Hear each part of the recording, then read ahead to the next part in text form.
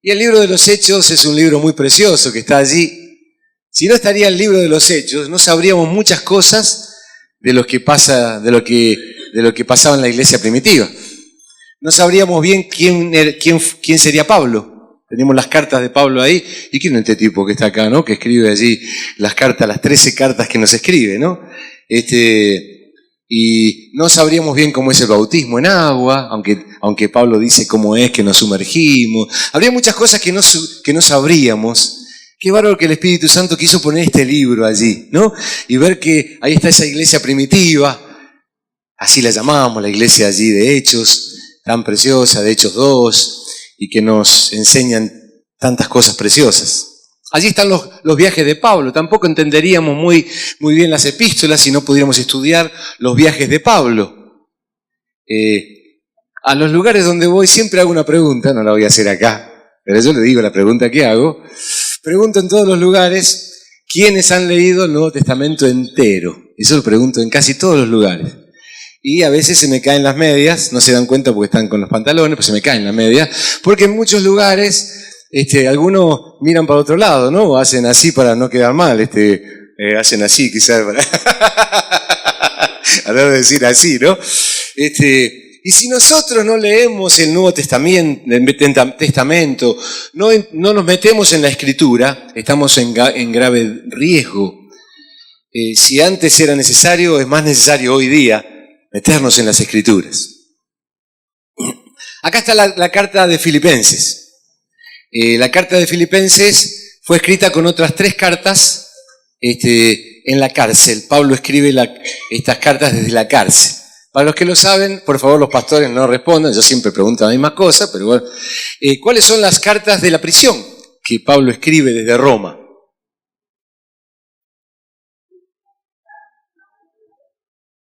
¿Aló? Es para que charlemos, ¿no? ¿Cuáles son las cartas de la prisión?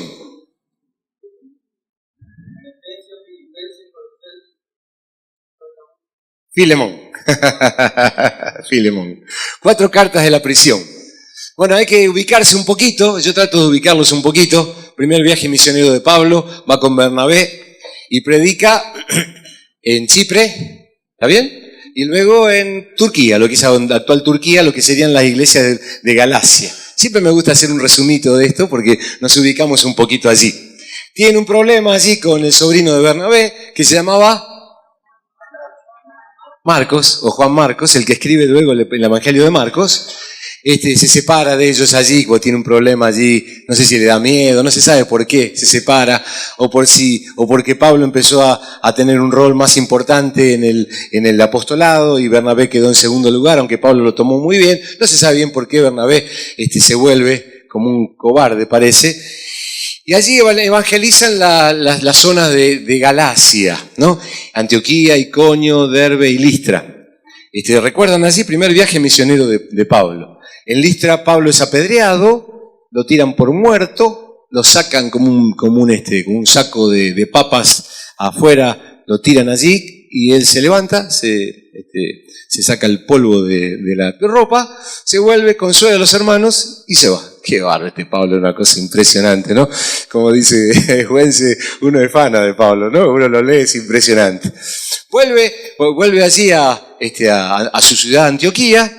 Bueno, allí hay una serie de detalles que pasan, no quiero contar todos esto, pero es muy interesante, se arma un lío allí con los judaizantes, se hace el concilio de Jerusalén, luego se escribe la primera carta del Nuevo Testamento. ¿Cuáles son las 2 primeras cartas del Nuevo Testamento que se escriben? Los que lo saben no lo digan rápido, no me la quemé otra vez allí, muy bien, pues sabés, muy bien. Es interesante saber dónde están escritas, aparecen las cartas, es interesante.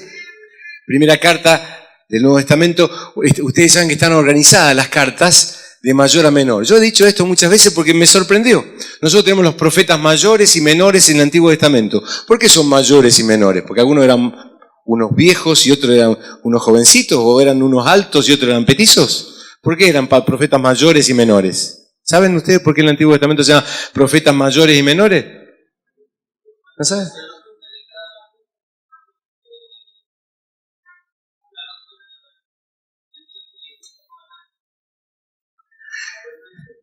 por la extensión de los libros. Por eso están Isaías, Jeremías, Ezequiel. Vienen de mayor a menor hasta que están todos los más grandes, que son los libros más largos, y luego están los libros más cortos. Pero no son cronológicamente escritos de esa manera. Lo mismo pasa con el Nuevo Testamento. Nosotros tenemos allí la primera epístola que viene después de Hechos, es Romanos. ¿Tiene cuántos capítulos? 16, es la más larga de las epístolas de Pablo. Entonces vienen las epístolas más grandes, que no son las primeras, hasta que llega la última, pobre, que es la de Filemón, la más cortita de Pablo, la última Filemón. Pero no es que fue escrita Filemón la última, no es la última de Pablo. Entonces nos agarra un lío. Yo me acuerdo cuando era jovencito y leía la Escritura, yo quería saber cómo era el asunto y me hacía un lío allí, ¿no? Hasta que, bueno, gracias a Dios, tenemos muchos materiales ahora para entender un poquito más cuándo fueron escritas, que son muy importantes. La carta de Gálatas y la carta de Santiago son las dos primeras epístolas que se escriben en el Nuevo Testamento, aparentemente. Sale el segundo viaje misionero. Me van siguiendo hasta acá, estoy haciendo un poco de historia. Me gusta hacer un poquito de historia. Sale el segundo viaje misionero y se encuentran Pablo y Bernabé y dicen, vamos a seguir el segundo viaje misionero. Bernabé dice, bueno, vamos con Juan Marcos. ¿Estás loco vos que vamos con Juan Marcos? ¿No te acordás lo que pasó el otro día? Que es que nos dejó en el camino. Y tienen un lío entre ellos dos, que mejor sería sacar esa hojita del Nuevo Testamento porque nos trae a nosotros mismos un problema, que se ponen a discutir ellos dos. Y Pablo se va con un hermano y Bernabé se va con un hermano. ¿Con quién se va Bernabé? Con su sobrino Juan Marcos. Se va otra vez a la isla donde él era. Y Pablo se va con Silvano o con Silas, que es la misma palabra Silas o Silvano, ¿no? Que después escribe una de las epístolas. Se va con él y se va ¿a dónde? A visitar a las iglesias. Y va otra vez a las iglesias de Galacia. Y ya le había escrito una carta a esas iglesias. Muy interesante, después de entender la carta que está escrito en ese contexto, de que habían empezado por el Espíritu y habían terminado en la carne. Van visitando las iglesias y se encuentran con un hermanito hermoso allí, un discípulo que se llamaba Timoteo, que era un muchacho joven. Ahí se lo llevan con él, hay una cosa rara que hacen, lo circuncidan por causa del padre que era griego, bueno, es una cosa media rara porque él es un muchacho joven, escuchame, esta etapa de la vida no me va a hacer por el estilo, pero Timoteo acepta, se va con ellos y ellos salen a evangelizar por todo lo que es Turquía hoy, para que se ubiquen, lo que en ese tiempo era Asia Menor. Y es interesante lo que uno ve allí, ¿no? Porque uno empieza a encontrar a los apóstoles que tratan de ir, a ver dónde vamos. Y dicen Éfeso, digo yo esto, porque dicen vamos hacia Asia. En Asia la capital principal era Éfeso. Y cuando quieren enfilar para Asia, el Espíritu Santo dice, no. Wow, Señor. Entonces siguen caminando y van caminando, no sé, me imagino, porque es un trecho largo y quieren ir a Bitinia, que está un poco más al norte. Es interesante siempre leer la Biblia con un mapa para poder entender mucho mejor esto. Y cuando quieren a Bitinia, que estaba en el norte, el Espíritu dice, no, tampoco. Entonces siguen caminando hasta que casi se caen al mar porque llegan hasta la ciudad de Troas, la antigua ciudad de Troya, ¿no? Uno lo conoce en la escuela secundaria, lo estudiamos eso como el día de la Odisea. ¿Se acuerdan? Algunos le escuchamos la ciudad de Troya. Troas. Estaba ahí nomás, se caía al mar Egeo que está allí porque enfrente está Grecia. Y ahí Pablo tiene una visión, ¿recuerdan? Una visión. Se aparece un varón que le dice, pasa a Macedonia y ayúdanos. Y siempre yo me pregunto, ¿cómo se ha dado cuenta que este tipo era de Macedonia? Que era distinto. Bueno, él dijo, pasa a Macedonia. Pero bueno, es como si un chino me dice a mí, pasa acá, sí, yo digo yo, ¿no? Si es todo amarillo, es todo con los ojos así. Bueno, tenía seguramente una manera distinta, una fisonomía distinta, digo yo, ¿no? Y entonces pasa a Macedonia. Claro, cuando pasa a Macedonia, ahí evangeliza la primera ciudad. ¿Cuál es la primera ciudad que evangeliza? Todo este lío lo estoy haciendo justamente para hablar sobre este texto, ¿no? ¿Cuál es la primera ciudad que evangeliza? Filipos, qué interesante, ¿no? Se mete allí en Filipos. Es interesante porque Filipos no tenía sinagoga. La manera que Pablo predicaba era meterse primero en las sinagogas, donde ya había algo de fe por los judíos que estaban allí. Predicaban, los rajaban de la sinagoga y se terminaba siempre con los gentiles. Eso fue la estrategia de él. Pero cuando va a Filipos, se encuentra que en Filipos no hay sinagoga. Entonces va a un lugar donde estaban las mujeres. ¿Recuerdan ustedes? Estoy haciéndole un paneo de allí. Va donde están las mujeres.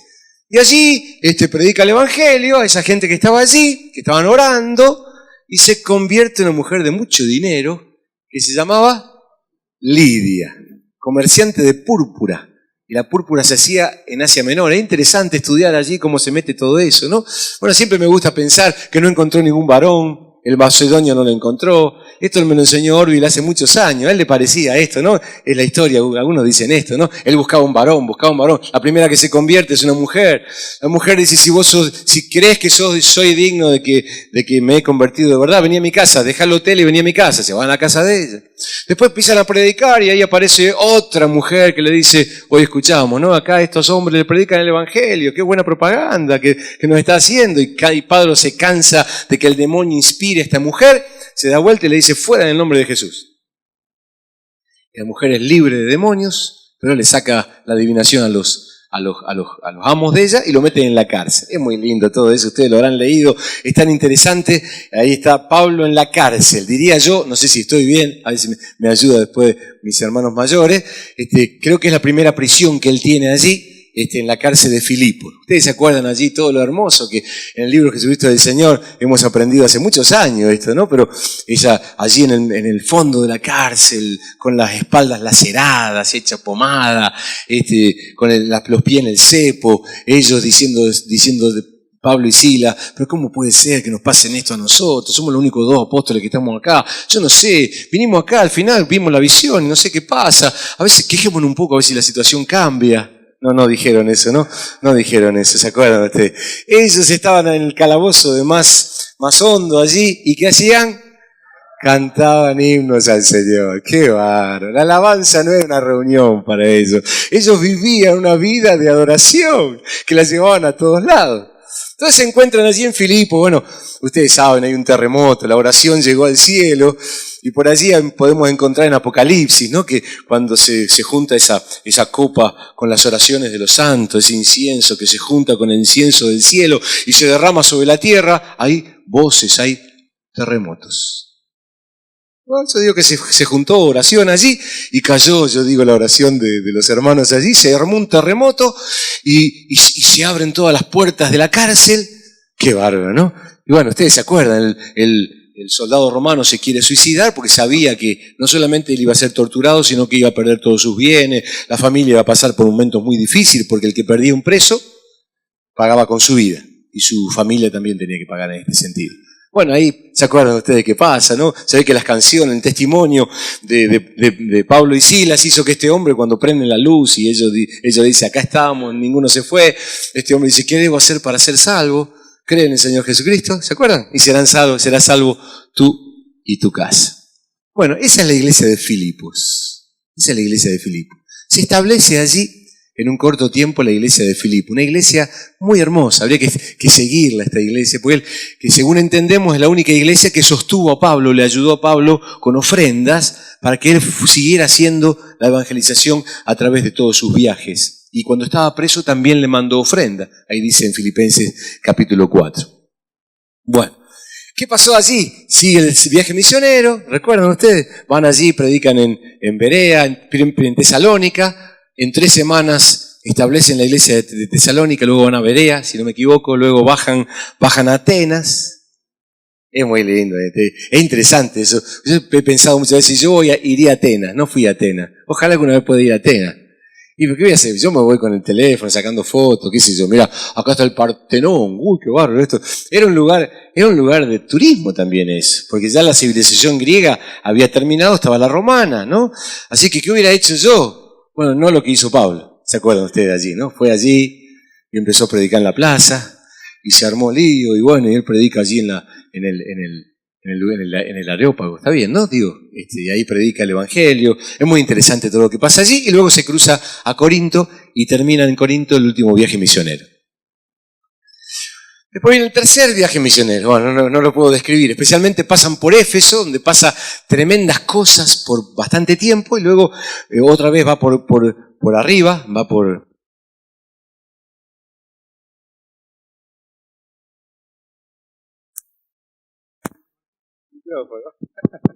Aló. Me lo hicieron a propósito. No, fue broma. Bueno, termina así, termina en el último viaje misionero, terminan en Corinto. En Corinto escribe la carta de Romanos, es interesante, la última carta que escribe allí después del tercer viaje misionero y vuelve a Jerusalén, le escribe a los romanos diciendo, yo quiero ir a tener un fruto entre ustedes y pasar a España. Qué interesante, ¿no? Pablo tenía una visión misionera muy, muy grande. Y cuando está allí en Roma, en Jerusalén, lo meten preso, está 2 años preso, en Cesarea. Es muy interesante que por no pagar una coima se queda 2 años preso, porque lo coimean para ver si, viste que a veces uno zafa con unos manguitos allí, no te vio nadie, unos manguitos arreglamos. ¿Cuánto vamos? Es terrible esto, ¿no? Por no pagar una coima, si no me equivoco era Félix, ¿no? Lo dejan allí en cana, para decirlo de alguna manera en nuestro lenguaje, ¿no? Y luego lo llevan a Roma. Y ahí está en Roma, ahí terminamos, acá está en Roma. Pensaban que es el viaje de Roma, ahí termina Hechos 28. Está en una casa alquilada, es interesantísimo también, porque está encadenado, le ponían un soldado romano que lo encadenaban a él. Yo siempre digo que él no estaba encadenado al soldado romano, sino el soldado romano a él. Porque lo dice en Filipenses también, que su testimonio, su vida fue evidente en el pretorio.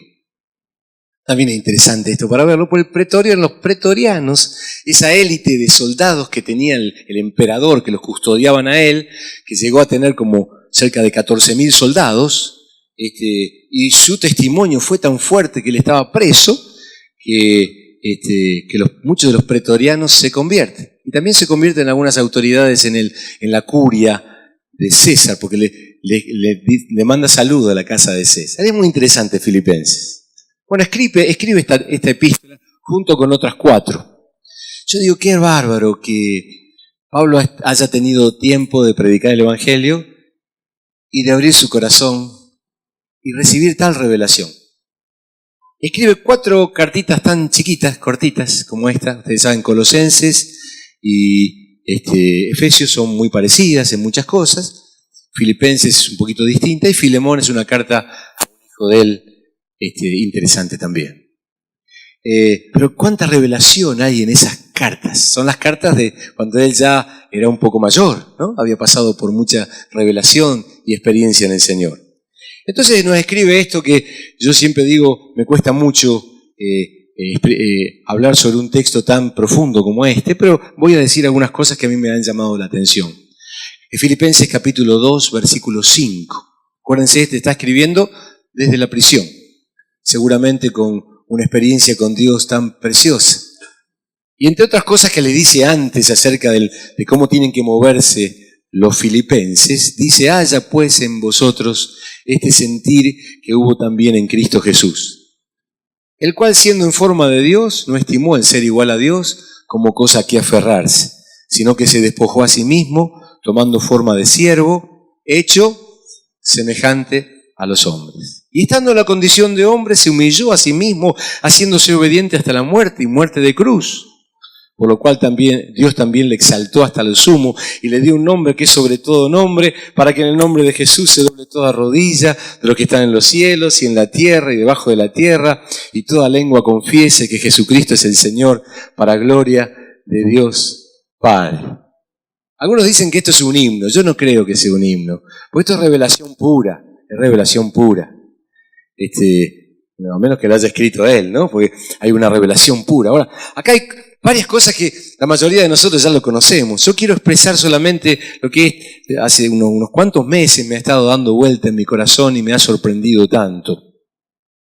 Dice en primer lugar, haya en vosotros este sentir que hubo también en Cristo Jesús.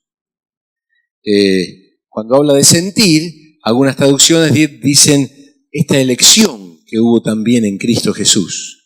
Nos está llamando a que tengamos la misma elección o el mismo sentir que hubo en Cristo Jesús. Y ahí nos encontramos con el primer problema que yo me encontré hace muchos años.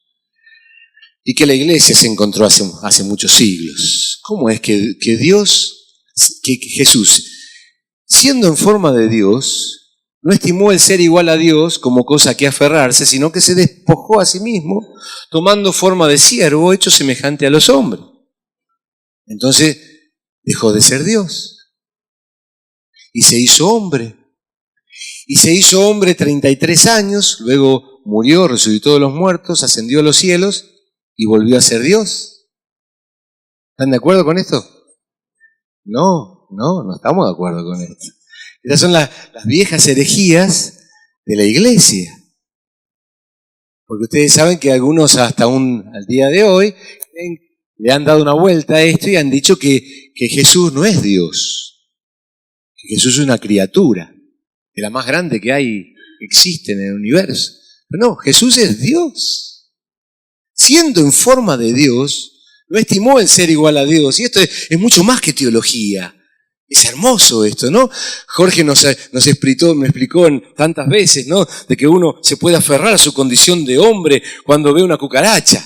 Y que nos pasa muchas veces, ¿no? Yo cuando venía para acá, estaba en una fila y estaba una cucaracha pasando por allí y todos la miraban. Entonces, ¿qué hice yo? ¡Trac! Si me hubiera visto Víctor que él dice que qué hice con la pobre hermana cucaracha, ¿no? Pero le di un pisotón, porque son una porquería esa cucaracha, ¿no? Me da ango. Y vieron el ruidito que hace, ¿no? ¡Qué asco!, ¿no? Yo soy hombre, entonces me aferro a mi condición de hombre y nos enseñó Jorge con tan hermoso y otros hombres de Dios a través de la historia, que la diferencia que hay entre una cucaracha y yo es muchísimo más pequeña de la que hay entre Dios y el hombre. Porque Dios es creador, nosotros somos criaturas. Sin embargo, la cucaracha y yo somos criaturas. Es muy tremendo esto, muy sencillo, pero muy tremendo. Así que este pasaje nos está hablando en principio de la encarnación, que es una de las cosas que más nos sorprende como hijos de Dios. Yo no sé lo que a ustedes les pasó. Yo a medida que fui entendiendo el Evangelio, ¿no? Una de las cosas que más me sorprendió y me sigue sorprendiendo es la encarnación. Un Dios tan grande, y hoy que podemos saber acerca de esto, tan grande, se hizo hombre. Se hizo hombre. Dios tan grande. Ahora, algunos dicen que se disfrazó de hombre. No, se hizo hombre. Y acá está el credo que dice que Jesús es 100% Dios y 100% hombre. Este es el misterio, ¿no? Es un misterio. Jesús 100% Dios y 100% hombre. Entonces, ¿cómo puede ser que se despojó? ¿De qué se despojó? Bueno, esta es la conversación que tuve con la palabra, con el Señor, y algunas cosas me han sorprendido simplemente, y es lo que yo quiero compartir hoy. ¿De qué se despojó? Siendo en forma de Dios, no estimó el ser igual a Dios como cosa que aferrarse, sino que se despojó a sí mismo tomando forma de siervo, hecho semejante a los hombres. Entiendo que se despojó de algunas cosas. Ustedes saben, yo digo esto porque a mí también estas cosas me han sorprendido a través del tiempo. Es mucho más que teología esto. Algunos dicen, sí, eso está en el capítulo de Cristología, pero mucho más que eso, mucho más que eso. Dios tiene un carácter, Dios tiene atributos. Hay atributos de Dios que se pueden comunicar, los comunica a nosotros, y hay otros que no los puede comunicar.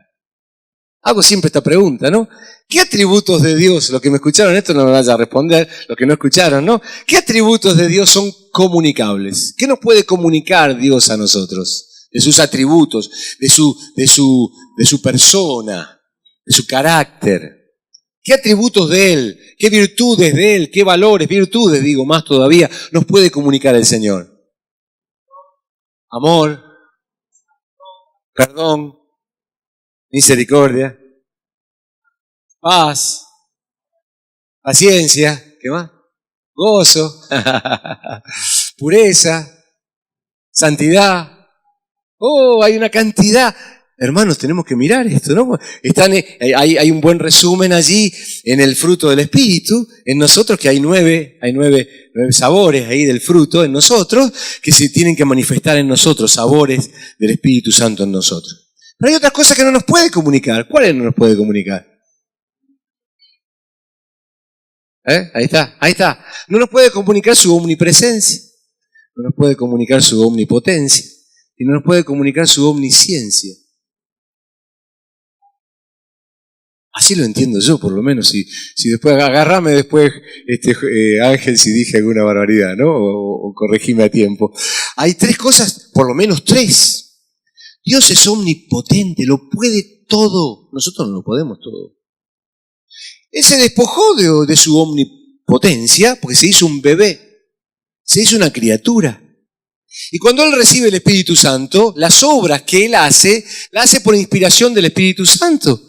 Eso es tremendo también, ¿no? El Espíritu del Señor está sobre mí, por cuanto me ungió el Señor para. Y ahí está la potencia de Dios, el mensaje, sanar a los enfermos, liberar a los cautivos. Estaba la potencia de Dios en Él, que venía dado por la unción del Espíritu Santo. Jesús se despojó de su omnipotencia por un tiempo, ¿no? Estoy diciendo acá. Se despojó de su omnisciencia. Él todo lo que sabía y lo que hacía, lo hacía por inspiración del Padre, mirando al Padre y por inspiración del Espíritu Santo. Y se despojó de su omnipresencia. Él tomó un cuerpo, se hizo hombre. Yo estaba mirando un poquito, a ver si me ayudás allí, estaba mirando un poquito, alguna vez di estas cifras, ¿no? Es una cifra muy rara la que hay acá. Los científicos dicen que hay más o menos esta cantidad de estrellas. Eso que está 25 está arriba, es una potencia, 10 a la 25. Vos, profesor de matemática, vos sabés mejor que yo, ¿no? Más o menos serían 25 ceros, 10 más 25. Estos son, dicen los científicos, aproximadamente las estrellas que hay en el universo. No nos entra esto en la cabeza ya. Miren, esos números así chiquititos nos marean, ¿no?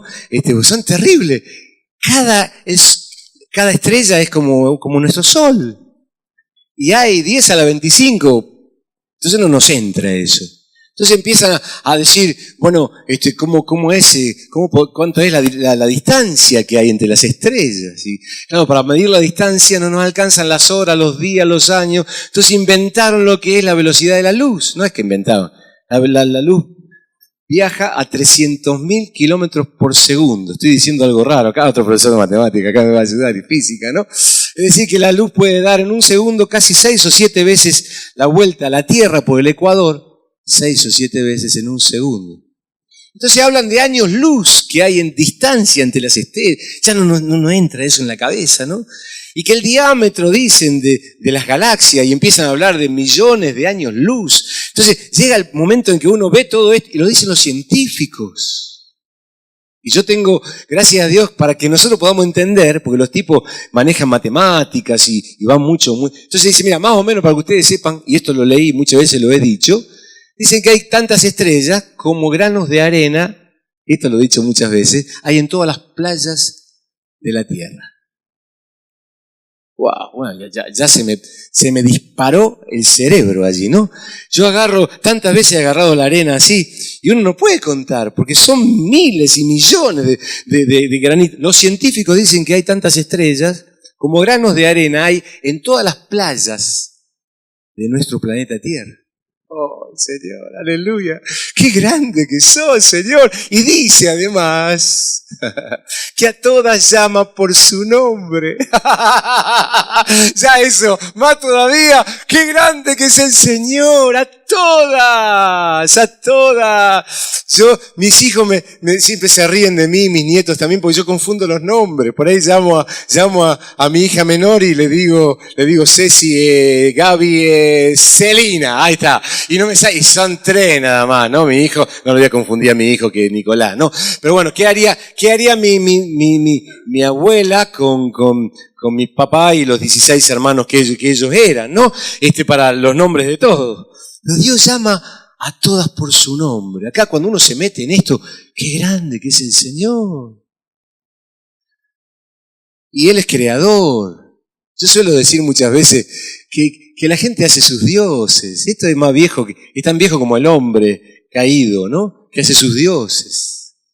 Ustedes saben que el hombre caído, porque ahí está Babel, ¿no? Está en Génesis 11, eso ya empezaron a hacerse cosas así. Yo a veces digo, medio en broma, ¿no? Que alguno tiene una estatuita allí, órale, y un día se cansa de que no hay respuesta, lo pone contra la pared, para que la próxima vez me responda, te pongo contra la pared. Después la da vuelta a ver si le da bolilla.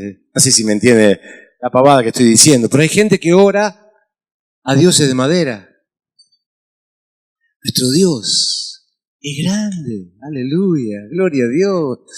Esto sería para quedarse un rato largo, porque hay mucha información sobre esto, ¿no? En la Biblia. Hay información de científicos que dicen los científicos que se pueden ver unas 4.000 estrellas, más o menos, con muy buena vista, 2.000 a 4.000 estrellas. Qué tremendo esto, que es Dios. Sin embargo, Dios nos amó de tal manera que siendo en forma de Dios no estimó el ser igual a Dios como cosa que aferrarse, sino que se despojó a sí mismo, tomando forma de siervo, hecho semejante a los hombres. Se hizo una criatura. Y acá uno empieza a meterse en los evangelios. El diablo lo quiso matar varias veces. Y no lo mató, no se murió hasta que él entregó su vida a los 33 años. Se hizo hombre. Se hizo hombre. A mí esto es una de las cosas primeras que me ha sorprendido tanto tiempo. Tanto me amaste. Y a veces al leer los evangelios y ver allí a Lucas diciendo que estaban los pastores en el campo y de golpe se les abre el cielo. Y ellos ven a los ángeles, que eran miríadas, que eran multitudes, no se pueden contar, y que ellos cantan, yo digo que cantan, gloria a Dios en las alturas. Porque el Creador se había hecho una criatura. Y le dicen después, ¿a dónde tienen que ir los pastores? Estaban en un pesebre. Qué cosa, ¿no? Claro, porque los ángeles estaban sorprendidos de que el Creador se había hecho una criatura. Dios nos amó de tal manera. Y nos amó a nosotros. También eso no lo entiendo. Porque Dios no se hizo diablo. Y se hizo demonio para salvar a los demonios. No lo entiendo, ¿eh? Tampoco se hizo arcángel, ángel, querubín, serafín, ser viviente. Nosotros sabemos que hay, a veces digo, ¿ustedes creen en los extraterrestres? Sí, me pregunto. ¿Creen en los extraterrestres? Yo sí. En eso extraterrestre, creo yo. No en lo loco esto que dice que se le aparece a alguien, porque son demonios, los otros son demonios, ¿no? Yo creo en lo que dice Isaías capítulo 6, los serafines, los querubines, los seres vivientes, los arcángeles, los ángeles, otros seres distintos a nosotros. ¿Qué hace esa gente?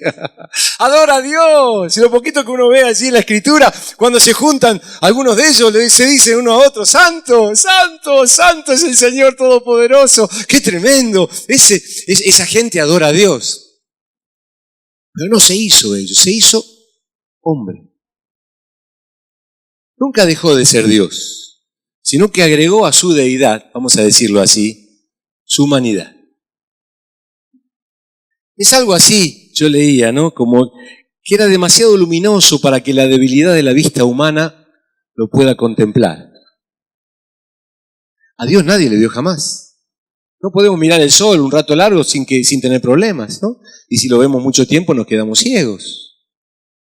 A Dios nadie le vio jamás. El unigénito Hijo que está en el seno del Padre, Él lo ha dado a conocer. Él se hizo hombre. Se hizo una criatura. Lo eligió, porque nos amó.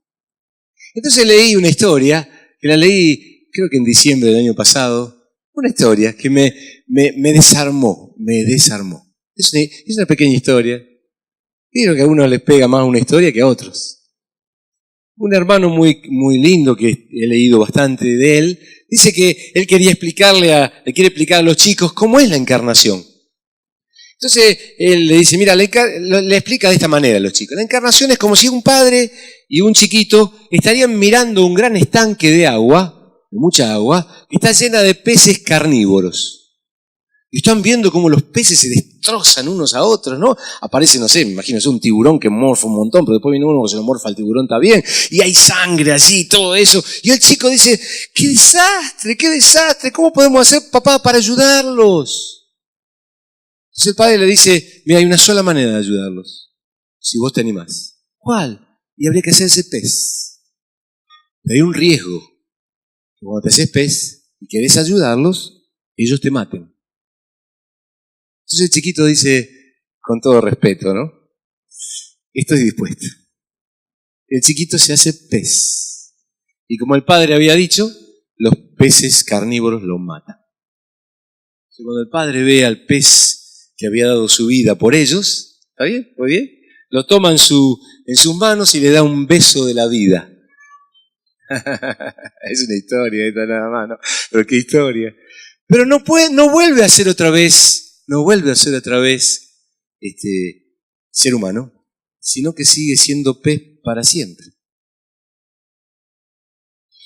Cuando yo escuchaba esta historia, o leía esta historia, no sé, vieron que a veces uno dice, ¿dónde estuve tanto tiempo que no me di cuenta de algo? Y he investigado sobre esto, a ver si no estoy diciendo una herejía. Porque siendo en forma de Dios, no estimó el ser igual a Dios como cosa que aferrarse, sino que se despojó a sí mismo, tomando forma de siervo, hecho semejante a los hombres.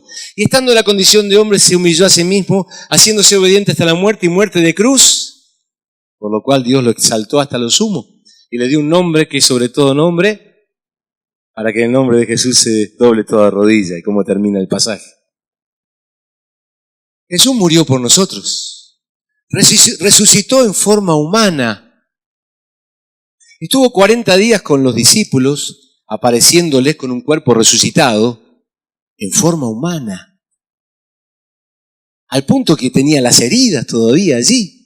No sé, las cicatrices serían. ¿Se acuerdan que Tomás no creía? Y dice, mete tu dedo en mi costado. Mete los dedos aquí en las palmas de mis manos. Luego ellos lo ven resucitado. Y luego volverá otra vez en forma humana. Entonces me acordé de un pasaje, de un dicho de Jorge en el libro Jesucristo del Señor, lo ha dicho tantas veces que me ha hecho tanto bien, ¿no? En el centro del universo hay un trono. ¿Ustedes sabían? Claro, ¿lo sabían? En el centro del universo hay un trono, no en el centro de la Tierra. En el centro del universo hay un trono. Yo podría decir que hay dos, pero hay un trono. Y en ese trono uno sentado. ¿Quién está sentado allí? Un hombre. Un hombre. Jesucristo. Aleluya. Señor de señores, Rey de reyes. Que el Señor le dijo, siéntate a mi diestra hasta que ponga a tus enemigos por estrado de tus pies. Salmo 110, ¿no? Él volverá otra vez con gloria en forma humana. Ahora, cuando, yo no sé, no entiendo el misterio de esto porque es un cuerpo distinto, pero Dios nos amó de tal manera que eligió hacerse hombre, no se aferró. Y nos llama a nosotros a que tengamos la misma elección. Y me sorprendió, ¿qué quiere que te diga? Me sorprendió, me emocioné. ¡Qué identificación la que Dios tiene con nosotros! No lo puedo entender. Gracias a Dios, el Dios a quien servimos no entra acá. ¿Saben ustedes, no? No entra acá. Gracias a Dios. No se puede entender, es más grande que nosotros. Gracias a Dios, aleluya. Dios no es un invento. Dios es un descubrimiento, dijo alguien por allí, ¿no? No lo dice la Biblia, pero la gente nos acusa de que inventamos un Dios. No podemos, no podríamos, no nos da la mente para inventar un Dios tan grande, aleluya. Es el Dios que servimos. Y ese Dios tan grande nos amó de tal manera que sigue siendo hombre y da detalles más, la palabra que intercede por nosotros y que volverá otra vez. Y uno ve en Apocalipsis allí que vendrá sobre un caballo blanco, pero en forma humana. Y dice que tiene un domicilio. Y ya más, cada vez se me vuelan más los pelos, ¿no? Porque dice que los cielos de los cielos no lo pueden contener. Pero que si alguien le pregunta por el domicilio, ¿dónde vive? En la iglesia vive, aleluya, no en el salonete. ¡En nosotros! ¡Aleluya! ¡Oh, Dios! Y Apocalipsis dice que vendrá a la ciudad, a la Jerusalén celestial y que hará morada el Dios de todo el universo, con quien viviremos por la eternidad, a ese Jesús a quien amamos. No sé, hermanos, yo digo, quizá descubrí algo que todos ustedes ya lo descubrieron y gracias a Dios, pero viste, yo lo descubrí y no pude dormir varios días. Señor, ¿por qué me amaste tanto? Yo entendía la encarnación, pero ya era demasiado para mí. La muerte más todavía, no podía entender la muerte como el Señor había muerto en mi lugar. Si uno es cristiano, lo es porque sabe que Cristo murió por mí. No porque murió por todo, murió por mí. Y por eso la respuesta es personal la que le damos al Señor. Y no entendemos la resurrección, sí la entendemos porque la muerte no podía tener a la vida y Él resucitó de los muertos, pero volverá otra vez. Y Él, por su Espíritu, vive en nosotros. Misterios, misterios. Viviremos para siempre con Él. Pero Él tiene forma humana. ¿Hasta qué punto nos ha amado? Cuando uno lee Efesios, otro de los libros tan reveladores de Pablo allí, pues está escribiendo él esto acá, ¿no? Él dice que él sobre todas las cosas es cabeza de su iglesia, así que tiene un título que es el más grande de todos, que es cabeza de su iglesia. Por supuesto, Señor de señores, Rey de reyes, pero es cabeza de su iglesia. Que él quiera ser parte de mí, no sé cómo decirlo, quizá digo una barbaridad, ¿no? Pero somos su cuerpo. Uy, Señor, nosotros, esta manga de desastre que somos nosotros, ¿no? No sé, alguna vez se miró al espejo, ¿no? Algunos se da un beso, qué bueno, qué lindo que soy, ¿no? Pero pocas veces pasa eso, a veces nos miramos al espejo y decimos, qué desastre que soy, Señor, ¿no? ¿Está bien? Y Dios nos amó y se identificó con nosotros. Entonces Él nos llama, el apóstol Pablo, que haya en nosotros esa misma elección.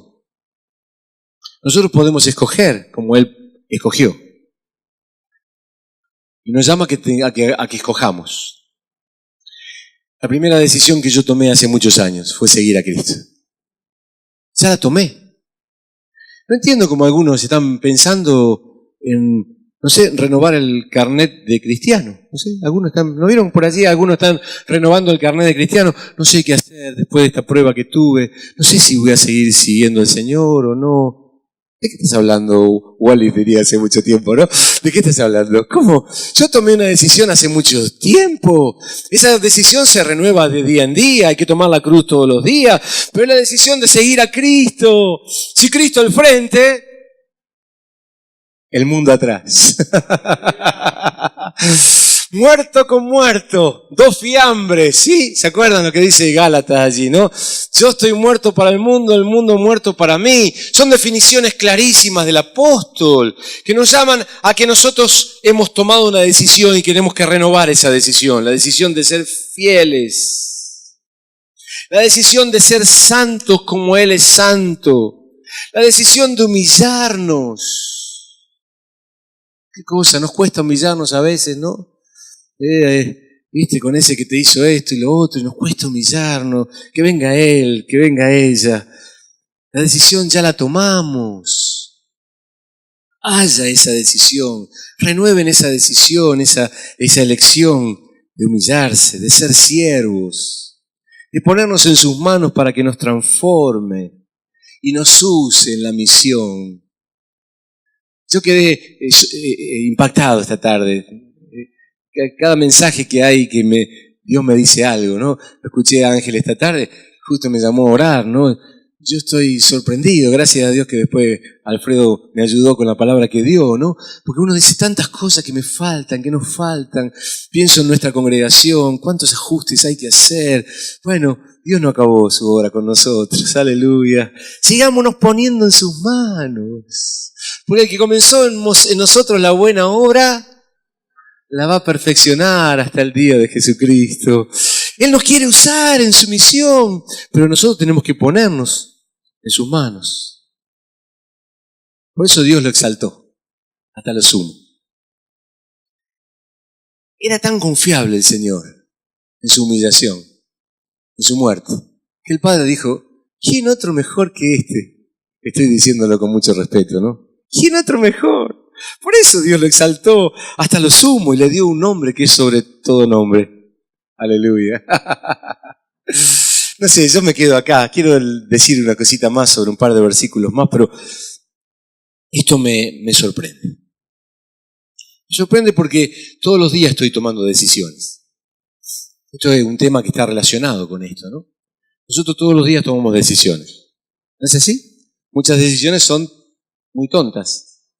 ¿Qué querés, mate o mate cocido o té? ¿Azúcar o edulcorante? Esas decisiones no nos afectan demasiado, quizá el azúcar, por ahí sí. Los médicos ahí me miran bien, así que les digo. A la mañana nos levantamos y ¿qué hacemos? ¿Se lloverá? Tomamos decisiones, ¿no? Hay decisiones que nos traen consecuencias. Si yo salgo con un paraguas y hace un sol bárbaro, me voy a aguantar a todos mis colegas diciendo, ¿qué hace con paraguas? ¿Qué hace con paraguas? No llueve, ¿qué? Si no salgo con paraguas y llueve y me empapo, me agarro un resfrío, estoy 5 días en cama, ¿no? O sea que las malas decisiones tienen sus consecuencias. Hay decisiones que son mucho más importantes. La primera de todas es seguir a Cristo. Después, el que haya esposa haya el bien, ¿no? Hay que decidir bien, porque algunos deciden mal por ahí, ¿no?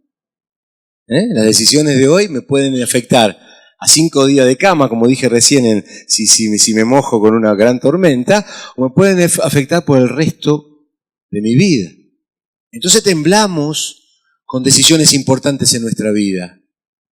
Pero Él quiere que tomemos decisiones y Él quiere guiarnos. Decidan, queridos, pero decidan de esta manera, dice el apóstol Pablo, como Jesús decidió, siendo en forma de Dios. Pónganse en sus manos, pongámonos en sus manos, entreguémonos constantemente al Señor, seamos un templo para el Señor constante. ¿Cómo está tu corazón? ¿Cómo está el mío? Si el Señor viene hoy, bueno. ¿Y si yo me voy? Siempre pregunto lo mismo. Yo puedo decir, no, el Señor no viene todavía porque faltan 3 o 4 señales que no se dieron. Mira, Lucas capítulo tal, falta esto, falta lo otro. Pero una de esas, cuando yo estoy mirando en el teléfono a Lucas y voy por la calle, me agarro un camión y me voy yo. En vez de que Él venga, ¿no? ¿Estamos preparados? Qué hermoso será, qué glorioso será, qué gloriosa será la mañana, ¿no? Cuando veamos a nuestro Señor, hermano, querido, querida, tenemos que estar resplandecientes, buscándolo, decidiendo correctamente para seguir. Entonces sí, un pasaje allí, 2 versículos más que quiero leer y con eso terminar. Si ustedes lo leen allí, dice, por tanto, amados míos, como siempre habéis obedecido, no como en mi presencia solamente, sino mucho más ahora en mi ausencia. ¿Por qué su ausencia? Pues estaba preso. Unas ganas de verlo a los filipenses. Como siempre habéis obedecido, no como en mi presencia solamente, cuando estuve con ustedes, sino mucho más en mi ausencia, ocupado de vuestra salvación con temor y temblor, porque Dios es el que en vosotros produce así el querer como el hacer por su buena voluntad. Y acá hay un pasaje interesantísimo.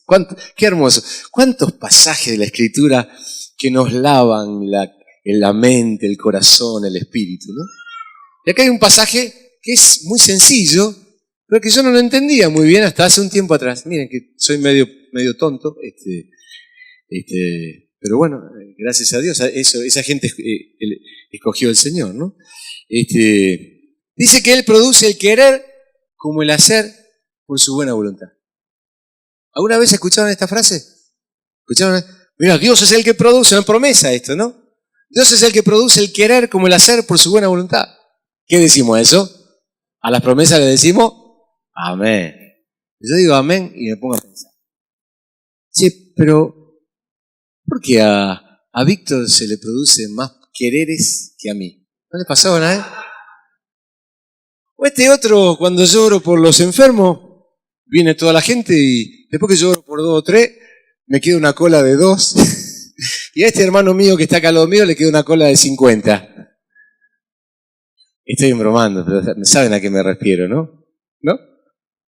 Porque se manifiesta más el Señor en él que en mí.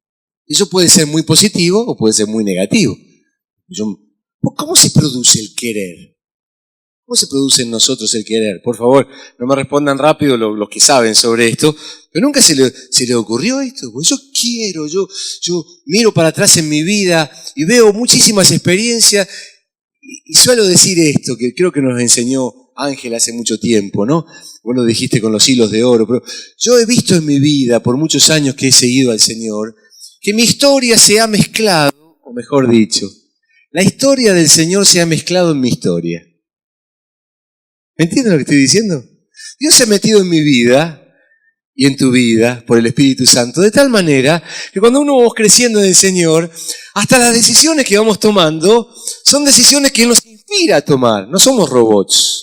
Pero nos inspira, y cuando vemos como Dios se mete, decimos, ¡qué bárbaro, Señor! ¡Qué bueno! ¡Qué lindo! ¿No? Y miramos para atrás con el diario del lunes, decimos, ¿no? Mirá qué bueno que fue allí eso. Hoy Hugo nos hablaba sobre su historia, ¿no? Porque tenemos unos cuantos años, podemos contar un poquito nuestra historia. El libro, vamos a tener que leer ese libro cuando salga, está por salir, ahí casi venía el de Welce, ¿no? Pero yo, por ejemplo, me acuerdo, tenía, no sé si 17, 18 años, y me acuerdo un día estaba leyendo 1 Corintios capítulo 7, y estaba leyendo el capítulo 7, y Pablo me decía, mirá Hugo, te conviene quedarte soltero.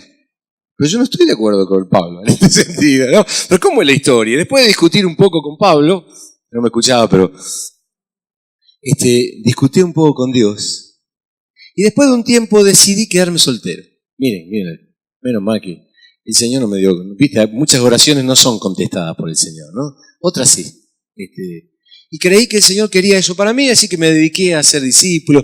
Pero me gustaban las chicas, gracias a Dios, ¿no? Y un día apareció ese. Y Dios me habló. Y yo creí que era el diablo. Y lo reprendí, menos mal que tampoco se fue. Y luego, bueno, pasó el tiempo hasta que nos pusimos de novio. Hoy vamos a cumplir 42 años de casado. Y digo, Dios, qué cosa, Señor. Yo quería esto. Pero si era tu voluntad otra cosa, estaba dispuesto a hacerlo. Pero vos conocés hasta nuestros deseos. Y como nosotros buscamos primeramente el reino de Dios, Él prometió añadir las otras cosas, cuánto más esto, ¿no? Y los que tenemos un poquito más de tiempo, yo digo, en el Señor corremos con ventaja a los nuevos, porque sabemos que Dios es fiel. ¿No es así? Que Dios no se niega a sí mismo. Y miramos para atrás, yo, qué bueno, Señor. Y esa decisión que tomé con tanta búsqueda, con tanto temor, porque yo sabía que eran años adelante, una carrera universitaria, un trabajo que podía cambiarme la vida, los hijos que no venían y que luego Dios nos habló y vinieron, y enfermedades terribles en la vida, y muerte también, y cosas así. Y uno buscaba al Señor en esos momentos que algunos eran muy cruciales, y decíamos, ¿qué pasará, Señor? Pero me pongo en tus manos, yo sé que tu palabra dice, echa sobre Jehová tu carga, porque Él te sustentará. Y miramos para atrás y Dios es así, aleluya.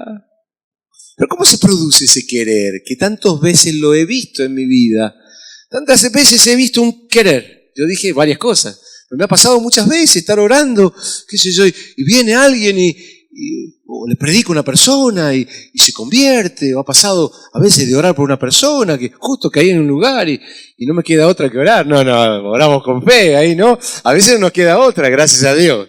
Otras veces nos largamos y Dios obra. ¿Y cómo se produce ese querer? ¿Cómo se produce el querer? Pues si se produce el querer, se produce el hacer.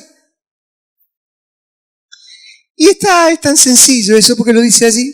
Dice, amados hermanos, como siempre habéis obedecido, no como mi presencia solamente, sino mucho más ahora en mi ausencia, ocupaos de vuestra salvación con temor y temblor. Porque Dios es el que produce así. ¿Cómo? Así. El querer como el hacer por su buena voluntad. ¿Cómo se produce el querer? Hay que ocuparse. Hay que ocuparse. De la salvación con temor y temblor. Hay que ocuparse. Entonces, cuando estaba meditando esto, pensé, ¿no? ¿Cuántos de nosotros, ojalá que no seamos nosotros que estamos acá, apenas, me salió una palabra allí, ¿no? Apenas y oran, apenas. Como escuché hace un tiempo atrás, ¿no? Que alguien dijo por los alimentos, ¿no? Lo de siempre, Señor, y come la comida, ¿no? Porque lo dice tan rápido que es lo de siempre y no se detiene a dar gracias por los alimentos, ¿no? Y esa es toda la oración que tiene. Hoy nos hablaba anoche Wences sobre la importancia de buscar al Señor. Apenas algunos sí oran, Algunos apenas si leen las Escrituras. Escúchame, si yo voy al médico, ¿qué te parece ahí, doctor? ¿No? Yo voy a él todo raquítico allí a Gabriel y me dice, ¿qué te pasa? No sé, estoy muy débil, no puedo ni levantarme de la cama. Y aquí, ¿qué te pasa? Y no sé, hace como 50 días que no como ni tomo agua. Estoy muerto ya, ¿no? Estoy muerto, sería así, ¿no? No tenés ninguna enfermedad. Es inanición eso, ¿no? Me muero por falta de... Apenas si se estudian las Escrituras, si se meditan las Escrituras, si se memorizan las Escrituras, si se ponen... ¿Amén? ¿Me siguen donde voy? ¿Cómo se puede generar el querer si la mente no está llena del propósito de Dios? Si no nos llenamos, si no alabamos al Señor todo el día donde estamos. Hoy escuchamos otra vez nos dijo Alfredo, ¿no? Pero hemos escuchado en este día de hoy que las lenguas y los dones son para estar en el día. Ese don de lenguas tan hermoso que el Señor nos dio no es para la reunión, a menos que haya uno que interprete. Es para la devoción personal con el Señor, y eso es en el día. En el día tenemos que hablar en lenguas y edificarnos a nosotros mismos, pero si apenitas oramos, nada sucederá, no pasa el así. Apenas si nos reunimos. Hoy nos habló muy bien anoche Wences sobre la necesidad. Yo no entiendo a unos hermanos en nuestra propia congregación, no sé qué les pasa el domingo. No sé, de paso digo, ¿no? Esa costumbre. Yo siempre digo esto, ¿no? El domingo a las 9:30 de la reunión, el 10%, 15% de la congregación. Después van llegando ya a las 10, ya están casi una buena mayoría. No, pero no. ¿Qué son argentinos eso? Sí son argentinos. Porque yo soy de Newell, perdón que lo diga así, ¿no? Cuando yo iba a la cancha hace muchos años, yo ya no voy a la cancha, pero yo iba a la reserva, ya a calentar la garganta, para gritar los goles, No se me ocurría llegar más tarde. Si uno llega tarde a la cancha, yo vivo enfrente de una canchita ahí, del otro equipo, ¿no? Y yo los veo allí calentando sus gargantas, ¿no? Se calientan bastante y chupan y ponen unción allí rara, ¿no? Que se meten allí. Pero van temprano. Si están allá afuera y ya sale la hinchada, está, y tiene los papelitos. Uy, está nervioso porque empieza el partido. No sé si les dice algo a estos hermanos, ¿no? Está bien, hay situaciones. Pero ¿qué pasa con tu corazón, querido, con el mío? El corazón tiene que ser un pecho caliente, siempre lo digo, ¿no? Un pecho que arda por el Señor, que sea fervoroso. ¿Cómo vamos a experimentar el querer como el hacer si no nos ocupamos de nuestra salvación con temor y con temblor? Y dije que terminaba con este texto porque me impresionó este texto. Porque acá otra vez está Dios y estamos nosotros. Él es el que produce el querer como el hacer. Agustín decía, le dicen San Agustín, ¿no? Pero decía, no habríamos podido empezar a buscarle si no fuera que Él ya nos encontró. Qué lindo.